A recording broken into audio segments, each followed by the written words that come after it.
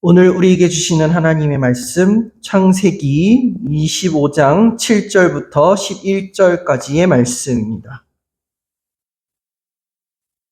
구약성경 창세기 25장 7절부터 11절 말씀을 한 절씩 교독하겠습니다. 마지막 11절은 함께 읽습니다. 7절입니다. 아브라함의 향년이 175세라.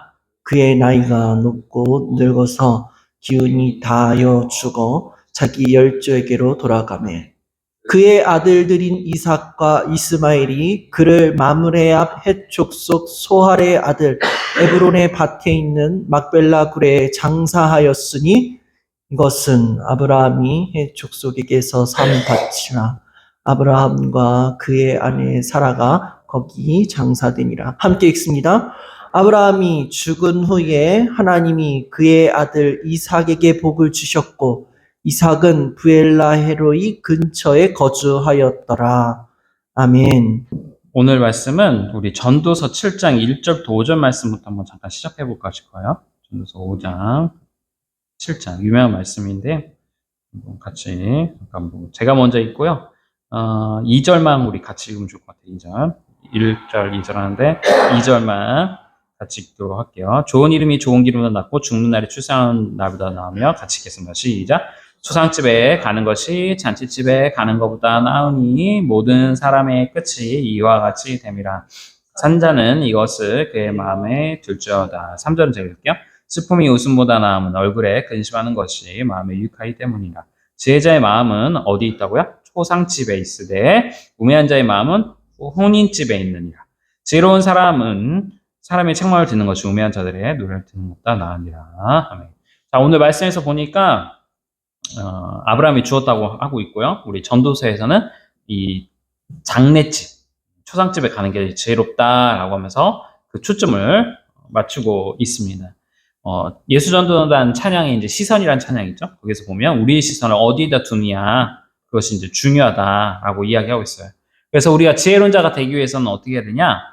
지혜로운 자의 행동, 즉 그들의 시선을 어디에다 두느냐 이야기합니다. 여러분들은 주식을 하는지 모르겠습니다. 코인하고 주식 막 하는 요즘 세대는 그렇다고 하는데 보면 그분들이 막 하는 사람들이 하는 게 뭐예요?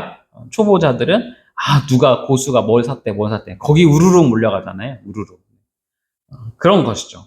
그런데 단순하게 그들의 시선만을 볼 게 아니라 지혜로운 자의 뭘 보라고 행동을 바라는 거죠. 전도자는 지혜로운 사람의 시선은 어디 있다고요? 초상집에 있어요. 그런데 단순하게 초상집에 있는 것만 있는 것이 아니라 지혜로운 사람은 그 초상집에서 무엇을 인생의 지혜를 깨닫기 위해서 초상집에 있다라는 것을 지금 이야기하고 있는 것이죠. 저 역시 여러분들에게 이것을 이제 권하는 거예요. 혼인집 내지는 잔치집, 우리의 마음을 기쁘게 하고 즐겁게 하고 뭔가 유쾌하게 하는 그런 곳에 가는 것보다는 초상집, 성경이 권면하는 대로 초상집에 갔을 때 확실히 얻는 교훈이 다릅니다.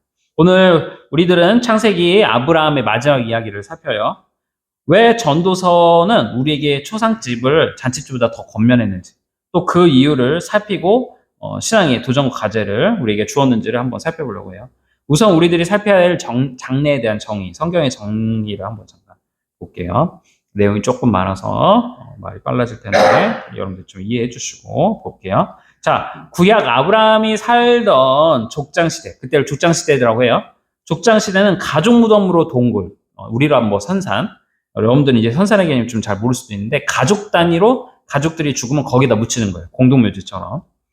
동굴이나 바위를 깎아 만듭니다. 이스라엘 사람들은. 오늘 아브라함도 헤브론 동편에 어디를 했다고요? 막벨라 굴이라는 곳에 장사되었어요. 동굴을 깎아 만든 것이죠. 이렇게 장사가 되는 때로 가족 무덤으로부터 먼 곳에서 죽을 때는 개인적인 장사가 불가능하니까 어떻게 해요? 죽은 곳에 장사를 했다가 나중에는 데리고 오는 경우도 있어요. 대표적인 예가 야곱의 아내 나일입니다. 나일이 조상들의 묘가 아닌 에브라시라는 곳에 장사되었어요. 애국할 때 또 옷을 찢고 이제 배옷을 입는데 우리도 이제 삼배옷을 입잖아요. 여기도 이제 중동 아시아다 보니까 그런 개념이 있어요. 그래서 애도 기간을 며칠? 7일 동안. 7일 동안 갔습니다. 우리는 3일장, 옛날에 5일장이었죠. 야곱과 요셉의 시체에 향을 넣고, 우리 지금들 막 닦는데 옛날에는 냄새가 나니까 집에서 있을 땐 시체 썩는 내용 날 수 있으니까 똑같이 여기처럼, 성경처럼 향으로 그렇게 했죠. 지금은 이제 냉동실이 있으니까 시체 보관실에 하지만 그 당시 옛날에는 그게 없으니까 이렇게 향을 내어서 시체 썩는 냄새를 없애고 또는 미에아를 어떻게 해요? 미라를 만들기 위해서 별도로 내장들을 제거해서 시체에다 소금을 넣고 절이기도 합니다. 뭐 이제 한번 잠깐 보시면 PPT 보시면 이런 거죠. 이런 식으로 지금 구멍구멍 돼 있는데 이런 데다 이렇게 시체를 넣는 식으로 벽으로 있어서 이렇게 있고 이게 이제 예루살렘 성전에 있는 성벽의 주위로 무덤이 없으면 이런 식으로 여기다 잠깐 보관했다가 하기도 합니다. 그리고 이제 다음 거 한번 보시면 잘 알고 있는 미라. 네, 제가 직접 미라 가서 보고 찍어온 거예요. 더현대에서 그 이집트 문명 뭐 했을 때. 그래서 이 미라가 이런 식으로 이렇게 되어 있는 거죠, 미라. 그래서 이렇게 미라가 되고 또 다음 거 한번 보면 항아리. 이게 뭐였죠? 아까 제가 말한 것처럼 그 사람의 내장을 다 빼서 여기다 별도로 보관하는 겁니다. 심장을 넣고 신장을 넣고 창자를 넣고 그래서 시체는 소금으로 절여서 썩는 것을 부패를 막는 그런 식으로 이렇게 하는 거죠. 그래서 제가 이제 갔다 왔어요. 그래서 이제 다음 거 보시면 이렇게 이집트 미이라잖아요. 더현대에서 종종 이런 것들을 할 때 뭐 여러분들도 가시면 좋을 것 같아요. 어쨌든 간에 이렇게 하는 것입니다. 또 대표적인 이 예가 이제 미이라 하면 보통 애굽 이집트를 생각할 수 있잖아요. 그리고 또 우리는 성경에서 애굽 이집트는 빼놓을 수 없는 사람이 누구죠? 바로 요셉이잖아요. 요셉. 보통 향처리하고 애도를 하는데 70일 정도 걸렸고 또는 성경에서는 50일 동안 야곱이 죽었을 때 50일 동안 애곡하는 것들을 그 내용에서 볼 수 있습니다. 대제사장이나 나실인, 특별히 사사들은 시체를 가까이 할 수 없었어요. 처형된 죄인이나 적의 무덤은 때로 영화 속에서 보는 것처럼 돌더미로 표시되었기도 했고 또 대표적으로 하나님의 물건을 훔쳤던 아간, 범죄한 아간은 그리고 또 반역자 압살롬 등은 이렇게 그냥 시체가 방치돼 버리는 그와 같은 내용을 보여줍니다. 이게 저희 지금까지 본 게 이제 구약의 장례고 예수님 때 신약으로 오면 약간 비슷하면서 결이 약간 다르게 나오죠. 야이로와 이제 나사로를 우리가 볼 수 있는데 마가복음 5장 이제 38절에 보면 해당장 야이로. 해당장이라 하면 뭐냐면 우리 이제 개척교회처럼 본당이 있고, 그러니까 뭐 오늘의 교회는 이제 본성전이 있고 막 이렇게 있잖아요. 그것처럼 예루살렘 성전이 본성전이라 하면 이 이스라엘이 넓으니까 매번 주일마다 그러니까 안식일 토요일마다 와서 예배를 드릴 수 없으니까 어떻게 해요? 그 사람들이 살고 있는데 기도 쳐서 회당을 만들었어요. 그래서 그 회당을 관리하는 장이 누구냐? 회당장이에요. 그러니까 이 회당장 야이로가 딸아이가 죽게 된 거예요. 근데 이제 결국은 죽었죠. 거기서 보면 야이로는 당시에 지도자였어요. 그러니까 어느 정도 재력이 있으니까 딸이 죽었을 때 어떻게 해요? 성경에서 보니까 많은 사람들이 와서 왜곡했다. 왜곡하면서 그 아이를 슬피면서 통곡하는 그와 같은 사람이 있었고 또 피리 부는 자를 고용한 것들을 우리가 볼 수 있습니다. 종종 유대인의 장례식 때 이제 노래를 하거나 피리를 부는 자들을 고용하는데 야이로 역시 어떻게 그렇게 했던 것으로 보입니다. 이스라엘에서 가장 가난한 자들, 적어도 그들도 2명의 피리 부는 자와 1명의 곡하는 여인, 보통 여인들로 여인들이 뭐 어떤 알바나 그렇게를 할 수 없으니까 이런 일들을 하면서 생계를 유지하는 데 있었던 것이죠. 그리고 시체를 아까 보였던 예루살렘 성벽에 밤새도록 이렇게 두는 것을 형치 않았고 기본적인 관행보다는 라삐의 가르침을 따라서 그냥 잠깐 이렇게 두는 걸로 떠나기 전에 너의 영혼이 떠나기 전에 예루살렘 성전에서 잠깐 한번 예배를 해라. 그래서 가까이 갈 수는 없으니까 주변에 그런 식으로 방치했다 이제 뭐 이렇게 무덤으로 데려가거나 그렇게 하는 경우를 볼 수 있습니다.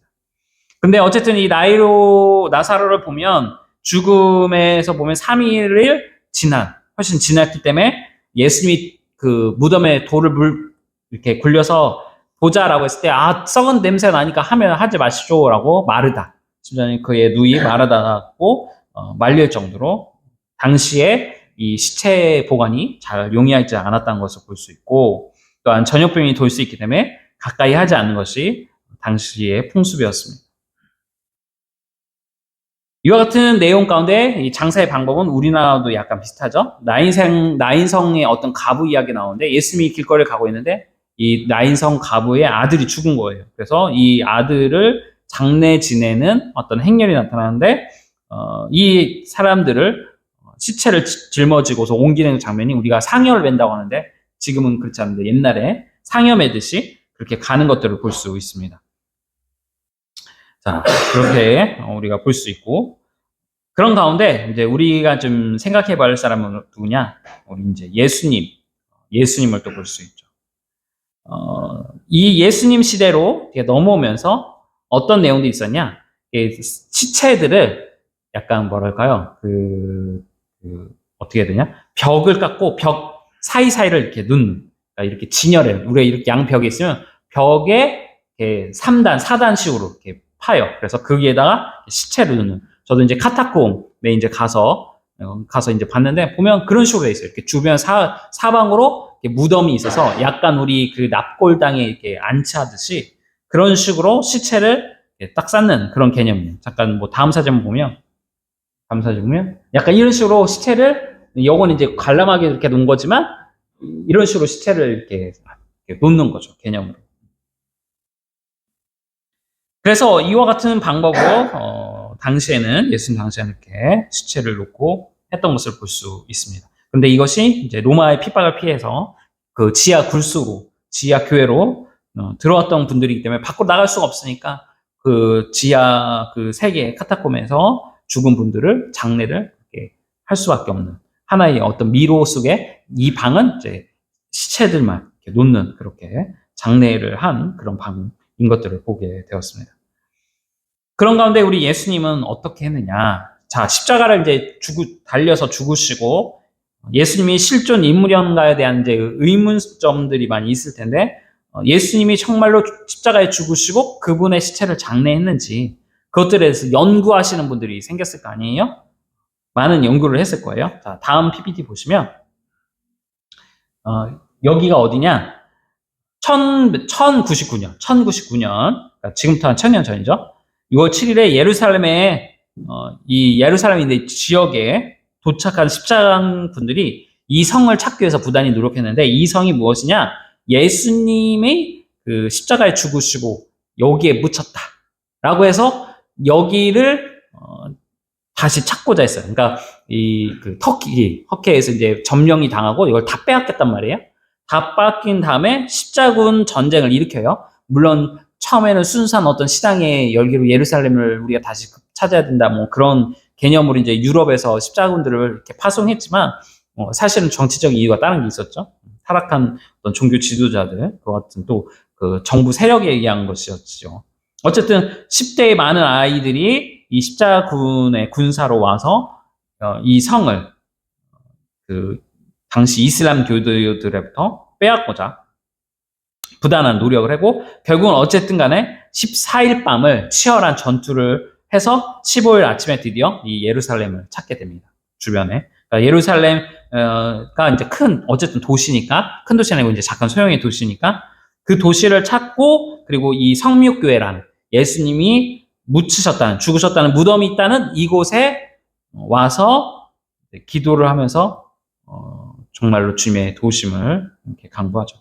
근데 나중에 이제 보니까 그러니까 이게 638년 터키인들에 의해서 점령당하고 450년 만에 여기를 찾아서 이제는 찾았다. 드디어 예수님을 죽으신 곳을 이걸 다시 거룩하게 할 수 있다라고 생각을 하고 했는데 이게 이제 1974년들에 4년이 되었을 때 1974년에 이스라엘의 고고학자 이제 다음 페이지 한번 보시면 이 바르카이라는 분이 이 고대 교수님이 교사를 이제 연구를 한 거예요.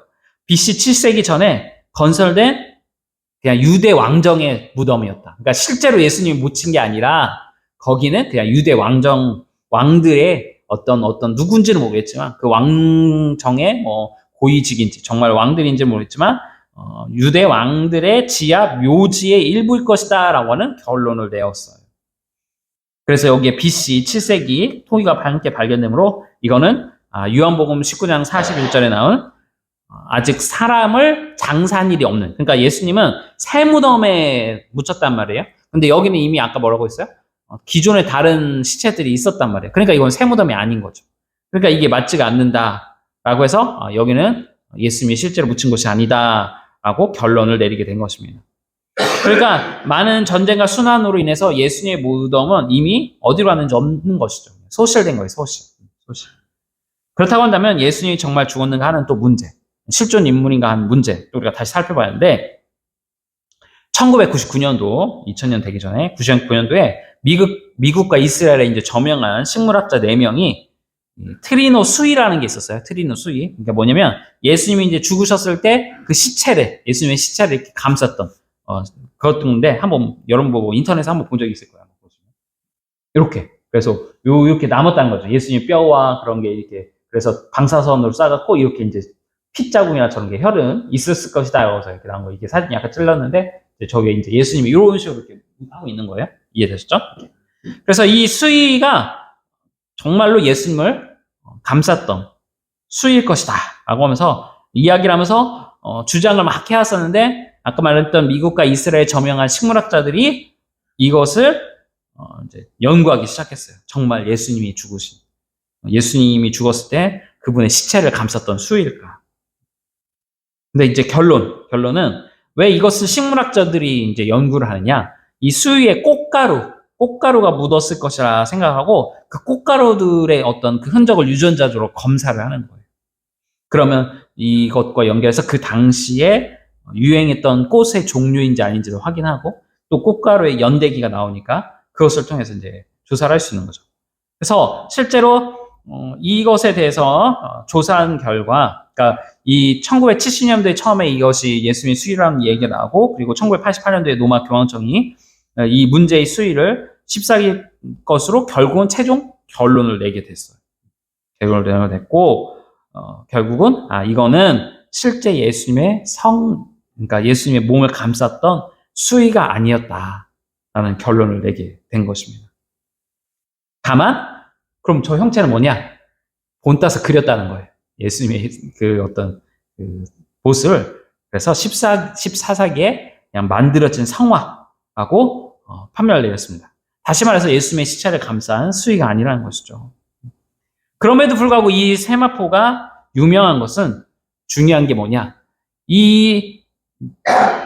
그러니까 천 조각을 이 세마포에다가 예수님의 성의를 그린 거고, 성화가 그려지지 않을 그 세마포를 예수님의 제자 중에 다데오가 있었는데, 그 다데오가 예수님의 얼굴 형상이 그려진 천을 페르시아에 지금은 이제 에다스 왕이라는 아보가르라는 왕이 이제 선물을 주었다고 해요.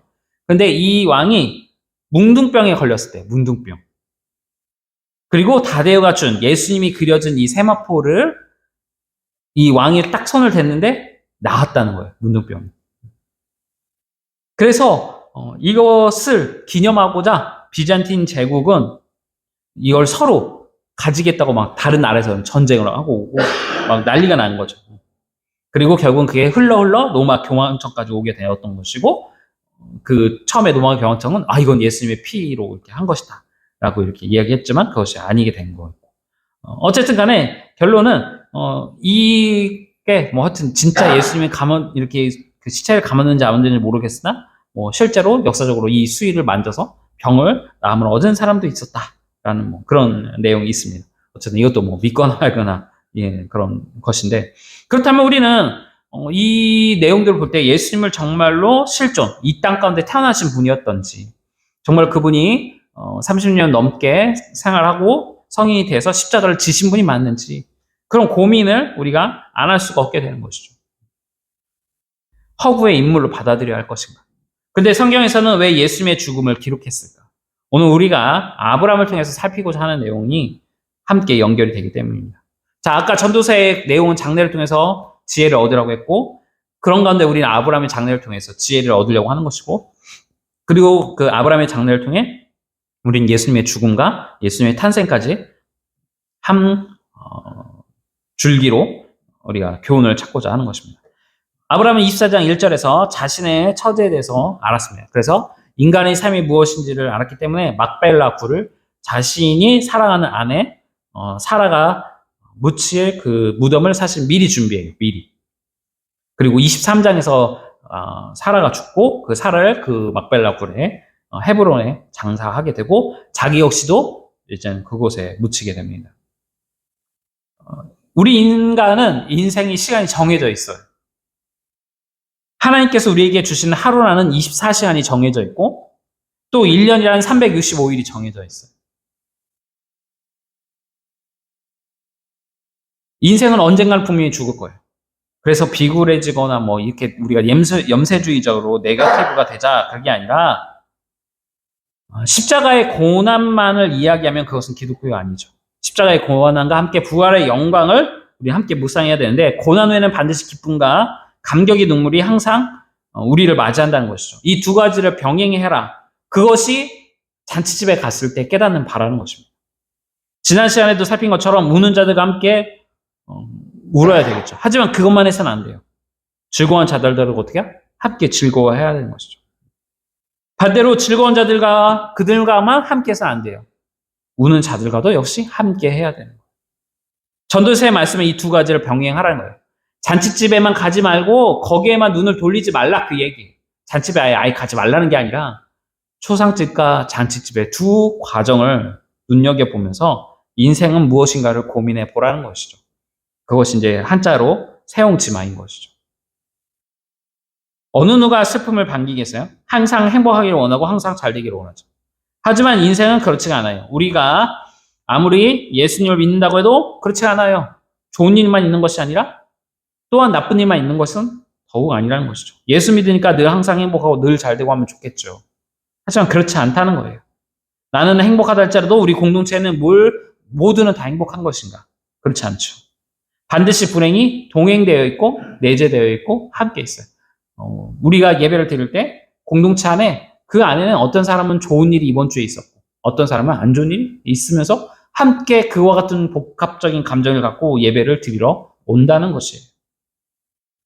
예수 믿으면 행복하다 했는데 말대로 예수 믿고 행복해진 사람도 있겠지만 믿었지만 행복해지지 않고 되는 일마다 안 되는 사람들도 있다는 것이에요. 그렇다고 한다면 여러분들은 예수님을 안 믿고 떠날 것인가?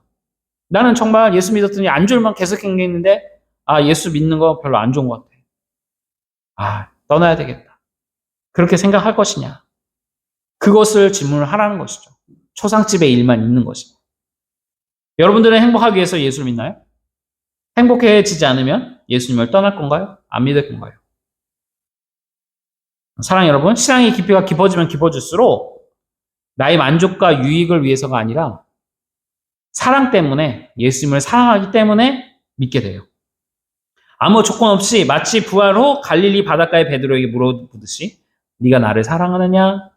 그렇게 물어보실 때 예 주님 제가 주님을 사랑합니다 라고 고백했던 그 베드로처럼 또는 우리가 지난주에 살폈던 아브람처럼 이삭까지도 다 바치니까 네가 너의 독자 이삭도 아끼지 않고 나를 사랑한 줄 내가 알았다 라고 하나님 제가 사랑합니다 그렇게 고백했던 그 아브라함의 고백처럼 우리는 믿음보다도 사랑으로서의 표현이 나타나게 돼요. 이것이 신앙입니다. 그것이 이제 고린도전서 13장이에요. 물론 그렇다고 해서 믿음과 소망, 사랑 중에서 사랑은 제일이라고 해서 믿음과 소망은 제낀다. 그건 또 아니에요. 나중에 또 제가 설교할 기회가 있으면 말씀드리겠지만 이것은 함께 가지만 그 중에 제일은 사랑이라는 표현이 무엇인지를 우리가 생각해 볼 수 있다는 것이죠. 그래서 제가 한번 설명드렸는지는 모르겠지만 천국은 예수 믿는 사람들이 가는 게 아니에요. 예수님을 사랑하는 사람들이 가는 거예요.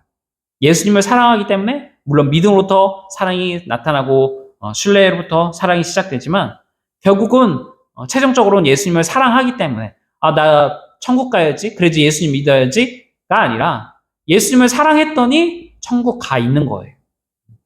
예수님을 사랑하고 있으니까 당연히 예수님을 믿게 되고 그렇게 나가는 것이죠. 이것을 인생의 종착점인 그 초상집에서 깨달아야 된다라는 것이에요. 오늘 말씀의 제품이 호사유피예요. 호사유피. 무엇이죠?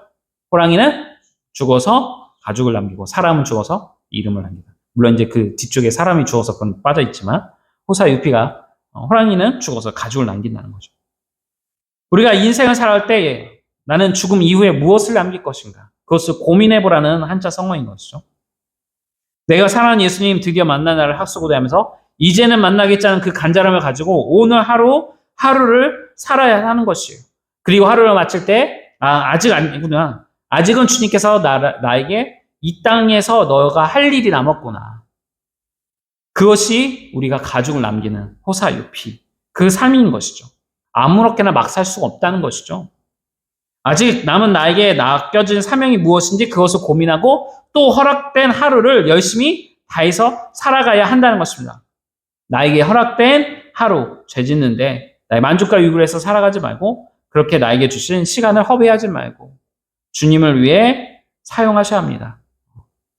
달란트 비유 있죠? 5달란트, 5달란트, 2달란트, 1달란트. 어쩌면 그것이 우리에게 남겨진 시간의 비유일 수도 있어요. 어떤 영화에 보면 이제 그런 내용이 있잖아요. 그 시간을 어떤 숫자로 뭐 돈처럼 뭐 생각해서 돈 주고 자기 시간을 사는데 알고 봤더니 그게 자기의 생명이 남은 시간. 달란트, 5달란트 맡은 것이 우리에게 맡겨진 시간, 허락된 시간일 수도 있어요. 2달란트 또는 1달란트. 여러분 각자에게 하나님께서 시간이라는 달란트를 주시고 우리가 죽거나 예수님이 오시면 그 달란트를 회수하셔서 너 어떻게 장사하고 이익 남겼냐? 너에게 준 시간을 어떻게 사용했느냐 물어보실 거라는 것이죠. 이것을 오늘 아브라함의 장례식장에 참여하는 우리들이 깨달아야 한다는 것입니다. 제가 이제 저희 교수님 중에 류익류 교수님 한 분이 계신데요. 이제 제 논문 담당 지도 교수님이셨는데, 아버님이 예전에 이제 돌아가셨어요. 좀 한참 전에. 근데 이제 장례식장에 이렇게 화환들이 많이 온단 말이에요. 교수님이니까 또 엄청 많이 들어오는데, 그 화환들 중에 눈에 띄는 화환이 하나 있었어요. 보통은 이제 그 고인의 명복을 빕니다 하는데 우리는 고인의 명복을 빌지 않아요. 그러니까 이미 죽으면 끝난 거지. 카톨릭은 빌 수 있겠지만 유교나 우리는 빌지 않아요. 죽으면 그 이후에 심판으로 받고 하나님께 나가기 때문에 우리가 그분을 위해서 기도한다고 해서 그분이 이렇게 바뀌잖아요. 결국 천국 가느냐 안 가느냐 우리 믿음 가운데 우리가 예수를 믿느냐 안 믿느냐 그것이죠. 근데 보통은 어쨌든 믿지 않는 분들 대부분 보내니까 고인의 명복을 빈다는 표현으로 이렇게 그 하안에 이렇게 문구가 위로의 문구를 나오는데 이 교수님의 그 아버님의 그 하안 중에 이런 문구가 하나 있었어요. 어떤 문구냐? 교회에서 이제 보낸 하안이었는데 고인은 숭고한 삶을 사시다 고귀하게 아버지의 품에 안기셨습니다. 라는 글귀였어요. 너무 멋있었어요. 정말 시적인 표현이다. 숭고한 삶을 사시다 고귀하게 아버지의 품에 안기셨다. 저와 여러분들은 이런 삶을 살았으면 좋겠습니다. 숭고한 삶을 살았으면 좋겠습니다. 숭고한 삶. 죄 짓는데 우리의 모든 인생을 허비하게 하는 거 아닙니다. 그냥 우리 잘 먹고 잘 사는데 우리의 시간을 허비하는 것이 아니라 숭고한 삶을 살다가 고귀하게 아버지의 품에 안기는 우리들이 되었으면 좋겠습니다. 장례는 인생의 마지막이 아닙니다. 또 다른 인생의 시작입니다. 또 다른 시작인 것이죠. 설교 우리 초반에 했던 질문을 다시 해볼까요?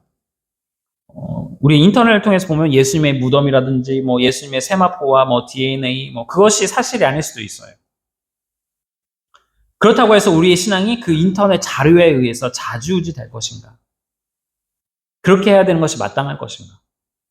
꼭 예수님이 살아계셨고 죽으셨다는 증거를 찾아야만 내가 믿을 수 있는 것인가? 나는 정말 꼭 증거가 있어야지만 믿을 수 있다고 한다면 그 증거를 우리가 한번 살펴볼 것 같아요. 그것은 바로 죽음이라는 것이에요. 죽음. 우리의 죽음을 통해 우리들은 예수님의 죽으심과 부활하심을 알 수 있어요. 우리들의 죽음과 부활이 예수님의 죽음과 부활의 확실한 증거예요. 무슨 말이냐? 우리의 죽음에 대한 장례를 묵상하면 우리는 예수님의 죽음과 부활을 묵상할 수 있어요. 오늘 본문의 이 아브라함의 장례를 묵상함으로 우리는 예수님의 죽음과 부활을 묵상할 수 있다는 것이에요. 오늘 본문의 아브라함의 장례를 통해 이것을 알아야 된다는 것입니다. 말씀 한번 읽어볼까요? 읽어볼까요? 시작. 그의 나이가 늙고 누워서 기운이 다하여 죽어 자기 열조에게로 돌아간. 뭐라고요? 돌아갔다 표현하고 있어요. 돌아갔다. 기독교 아닌 유교에서 여러분들 이제 요즘은 없으니까 드라마에서 본 적이 있을지 모르겠습니다. 진서 한번 본 적이 있니? 드라마에서? 이제 가면 어떻게 해? 언제 오나. 그렇죠. 기독교가 아니잖아요. 거기서도 뭐라고 해요? 이제 가면 언제 오나. 갔다라고 표현해요. 갔다. 아브라함이 말한 것처럼 열조에게로 돌아갔다. 열조에게. 자, 아브라함이 죽은 후에 이 내용 가운데 설명으로 돌아갔다라고 표현하고 있어요. 자, 그런데 우리가 11절 말씀 한번 볼까요? 다음 11절 말씀. 자, 읽어볼까요? 시작. 아브라함이 죽은 후에 하나님이 그의 아들 이삭에게 복을 주셨고 이삭은 브엘라 헤로이 근처에 거주하였더라. 자, 아브라함이 살아 생전에 늘 다녔던 복과 언약이 이제 끝났나요? 자, 우리가 계속 살폈잖아요. 지금 하나님은 아브라함과 맺은 언약이 너 아들 없었지? 이삭 줄게가 언약이 아니었어요. 무엇이 언약이었죠? 너의 씨를 통하여 민족을 이루고 그 민족을 통해서 내가 세계 열방 가운데 하나님 됨을 알게 할 거야. 그러면 지금 아브라함이 끝났어요. 그럼 그 언약을 누구에게 지금 전달이 돼야 되는 거예요? 이삭에게. 그러니까 아브라함이 죽은 후에 11절에 뭐라고 있어요? 하나님이 그의 아들 이삭에게 복을 주셨다라고 표현하고 있어요. 아브라함이 복의 근원이었고 아브라함과의 그 복의 언약을 이제는 누구에게 전달이 되는 거야? 이삭에게. 아브라함이 죽음 이후에 그것이 끝난 것이 아니라 이 지상에서는 이삭에게로 넘어가고 있다는 것이에요. 그리고 이삭이 죽은 후에도 성경은 그의 아들 야곱에게 계속 이어졌다라고 표현하고 있어요. 그 복과 언약이 이루어질 때까지. 언제예요? 한참 후에 모세가 이스라엘 백성들하고 출애굽을 하고 가나안 땅에 가서 또 모세가 죽은 이후에는 누구예요? 여호수아가 대신해서 그 땅을 정복하고 나라를 이루고 또 그것이 이제는 어디까지 올라와요? 예수님이 태어나신 그 예루살렘의 그 베들레헴부터 시작해서 그의 제자들에게 그리고 그것이 바울을 통해서 지금 우리에게까지. 하나님께서 아브라함과 맺은 언약은 곧 그 언약이 그 사람으로 끝나는 것이 아니라 사도 바울이 쓴 로마서에 나온 것처럼 믿음의 조상 아브라함을 통해서 우리가 또는 히브리서의 믿음 장을 통해서 나온 것처럼 그 언약이 이제는 어디에? 우리에게까지 전달이 되었다라는 거예요. 마찬가지로 우리가 죽으면 우리 다음 세대에게 우리의 이 하나님과 언약이 어떻게 전달이 되게 되는 것이죠. 여러분 대해서 끝나는 것이 아니라 여러분들이 믿음의 후배들에게 계속해서 전수해 줘야 된다는 것입니다. 우리 그리스도의 죽음은 이러해야 합니다. 우리는 장례식장에서 이것을 깨달아야 해요. 믿음의 선배님들이 죽은 그 장례식장에 갔을 때 그분들이 어떤 삶을 살고 그분들이 하나님의 언약을 지키기 위해 어떤 삶을 살았는지 호사유피 그 이름을 남기기 위해서 하루하루의 삶을 어떻게 살았는지를 우리는 알아야 한다는 것입니다. 우리의 죽음은 끝이 아닙니다. 우리의 죽은 후에 믿음의 열조에게로 돌아간다. 그토록 보고 싶었던 아브라함에게로, 그토록 보고 싶었던 바울에게로, 그토록 보고 싶었던 예수님께로 우리 역시 돌아간다. 그리고 이것이 그리스도의 죽음이고 하나님 나라로 돌아간다는 의미인 것입니다. 결국 이것이 예수님의 죽으심과 부활하심의 증거가 된다는 것이죠. 믿음의 언약이 계속 되었구나. 만약에 예수님이라는 존재가 이 땅 가운데 없었다면 또 예수님의 부활의 그 능력이 없었다면 그것이 2000년 전에부터 시작됨이 또는 아브라함 때 시작된 것이 우리에게까지 몇천 년 동안 지나는 동안 전달이 되지 않고 끊겼을 거예요. 실존하는 인물에 대해서 실존하지 않는 인물에 대해서 이렇게 수천 년간을 전달할 수 있을까요? 결코 불가능할 것 같아요. 또는 실존했던 인물에 대해서 전달이 되긴 하지만 이렇게 전 세계적으로 전달을 될 수 있었던 인물이 있을까요? 그 뜻을 따라서 쉽지 않았을 것 같아요. 그것으로만 봐도 실존했던 인물이 예수님이셨구나라는 것을 우리가 기억해야 되겠습니다. 이제 말씀을 마치려고 합니다. 지금까지 장래의 여러 문화에 대해서 살폈고 그 장래의 모습들을 통해서 어떤 사람으로서 우리가 살 것인지 다시 한번 고백을 하게 됩니다. 서두에서 했던 질문. 다양한 사람들의 장래, 구약과 신약의 장래를 살펴보았고 그리고 예수님의 장래를 살펴보았고 예수님의 장래를 살필 때 우리들은 예수님의 장래에 대한 몇 가지 질문을 했습니다. 그리고 우리들은 다시 질문해야 됩니다. 아브라함의 장래, 예수님의 장래를 통해서 우리는 무엇을 지혜자로서 얻을 것인가. 그리고 예수님에 대한 증거. 그것이 우리 눈앞에 보이지 않을지라도 그분의 우리를 향한 그 뜻이 지금 2000년 지난 우리에게도 전달되었다 한다면 예수님은 실존했던 인물이 맞겠구나 라는 것을 생각해 보면 우리가 맡겨주신 오늘 하루의 삶을 믿음으로서 살아가는 저와 여러분들 되기를 주님 축복합니다. 우리 같이 기도합니다. 말씀을 생각하며 기도하기를 원합니다. 하나님 나에게 주신 은혜, 또 오늘 우리에게 주신 말씀, 다시 한번 우리 죽음에 대해 생각하며 우리 목숨을 쉽게 내어던지 않고 남은 이 순간순간을 정말 복된 삶을 살기 위해 살아가는 우리들이 되기를 바라고 함께 기도하도록 하겠습니다. 기도합니다.